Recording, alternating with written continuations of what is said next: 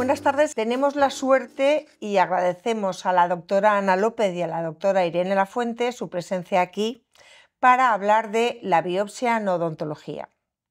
La doctora Ana López es cirujano maxilofacial y trabaja en el Hospital de Madrid, en Gregorio Marañón, y además es odontóloga, con lo cual eso le da una capacidad de poder explicarlo mucho mayor.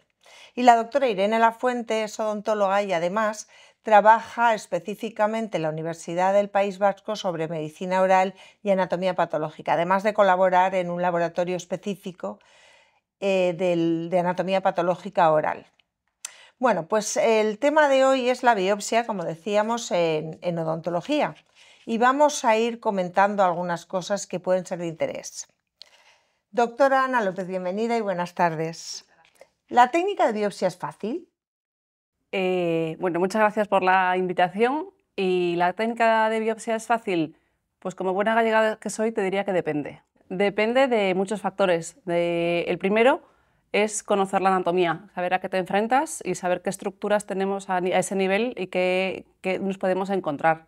Lo segundo es saber qué queremos encontrar, porque no sirve hacer una biopsia ligera sin saber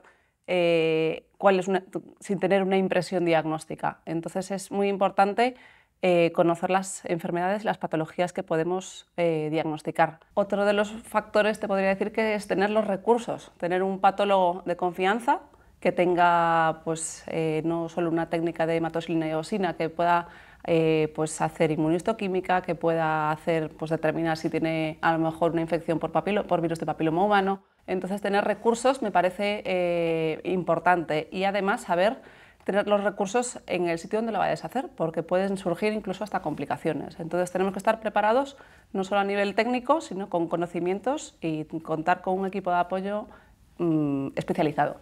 Muy bien, ¿y qué tipos de biopsia podemos hacer? Pues fundamentalmente hay dos tipos de biopsia. Están las biopsias incisionales y las biopsias excisionales.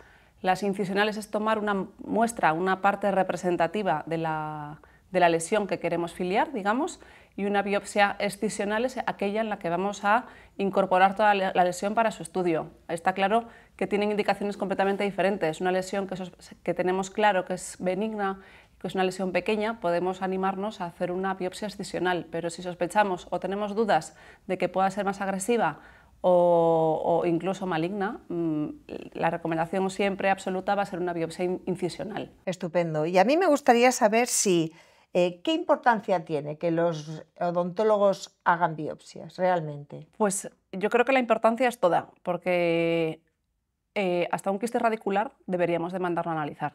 Entonces, cualquier muestra que extraigamos de un paciente tenemos que filiarla.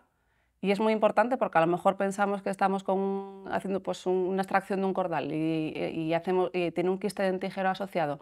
A lo mejor eso puede ser un ameloblastoma. Entonces, si no lo mandamos a analizar, el paciente no está diagnosticado.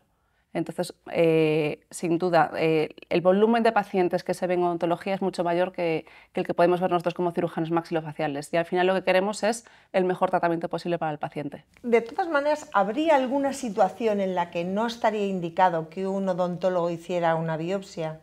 Esto es una pregunta controvertida. Controvertida, lo sé. A ver, para mí lo primero es el diagnóstico precoz y el tratamiento del paciente. Entonces tenemos que saber cuándo, pues a lo mejor una lesión maligna, si yo extirpo sin darme cuenta una lesión, un carcinoma epidermoide y me llevo la lesión entera, a lo mejor estoy privando a ese paciente de hacer una técnica de gangliocentinela. Y es una técnica que después, de cara a un pronóstico, es esencial poder ofrecérsela a un paciente.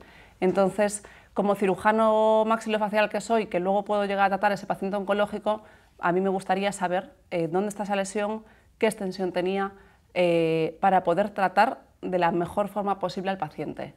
Tenemos un recurso en la sanidad pública que no todo el mundo conoce, que cada paciente tiene un odontólogo de cabecera, incluso en el centro de salud. Entonces, incluso hay sistemas informáticos que nos permiten, por ejemplo, el 11 de noviembre un odontólogo privado vio una sospecha de un carcinoma epidermoide en su consulta. Fue al médico de cabecera, el médico de cabecera nos avisó ayer, hoy por la mañana hemos visto a la paciente y le hemos hecho la biopsia. Entonces, Al final lo que quieres es el beneficio del paciente, y yo creo que hay ciertas patologías que debe ser el cirujano que la va a tratar el que debería hacerlo, pero claro, pues con limitaciones, por supuesto, pero creo que al final tenemos que pensar en el bien del paciente, que es lo más importante. Bien, o sea que estamos tranquilos que en sanidad pública, en cuanto se hace un informe de una sospecha de una lesión maligna, eso enseguida se vehicula.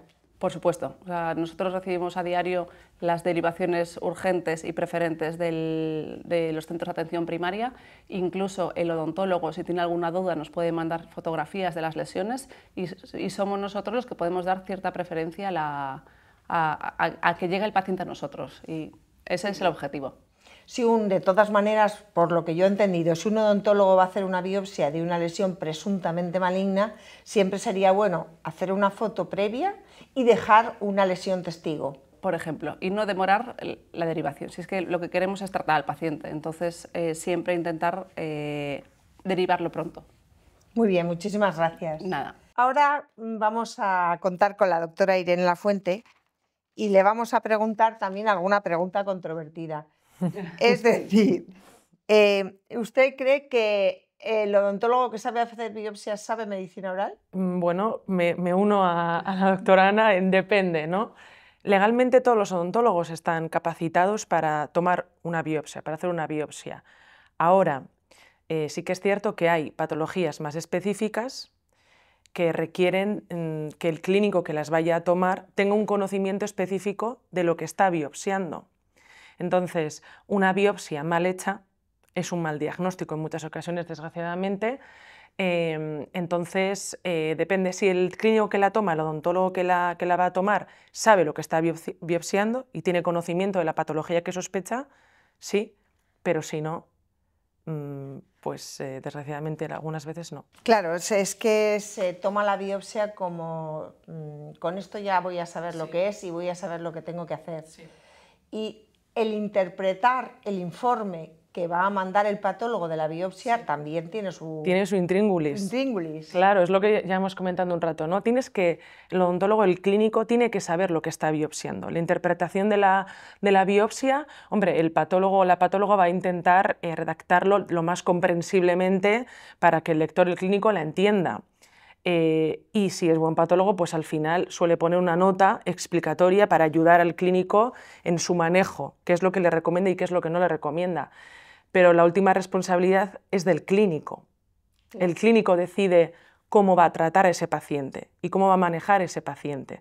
Entonces, entre el informe de anatomía patológica y el clínico tienen que llegar a un acuerdo, tiene que haber una correlación, y en base a eso se decide una cosa u otra. Entonces, a mí me parece muy importante que haya una comunicación entre el clínico y el patólogo, duda, porque las cosas no son blancas o negras en todos los casos. No.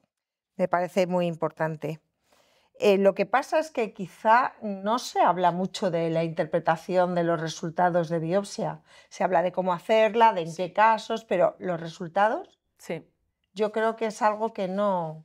No, yo creo que muchas veces eso, pasa que el clínico envía el material, la biopsia, anatomía patológica, y se piensa que lo que va a recibir en el informe es ya lo que es. Como si fuera pues palabra de Dios, ¿no? Ya está, esto es lo que es. Pero claro, hay que saber, tiene que haber una correlación muchas veces entre también lo que pone en el resultado final y lo que está descrito arriba. Ahí está la interpretación. Muchas veces incluso el clínico le llega el informe y tiene que saber, oye, lo que yo biopsié como una neoplasia benigna o como una úlcera y lo que me llega del patólogo es lo mismo. Hombre, si no me casa, hay que llamar al patólogo y decir, ¿qué está pasando aquí? Porque lo que yo sospechaba y lo que me llega no es lo mismo. Entonces, entre los dos tienen que llegar a un acuerdo, ya sea repetir la biopsia otra vez o tal vez no se ha hecho una prueba más específica, como bien comentaba la doctora Ana, de que falta algo complementario que va a dar el resultado final, pero claro, la interpretación es fundamental para que el informe tenga sentido. Y me imagino que la sospecha diagnóstica. Y la sospecha diagnóstica, claro.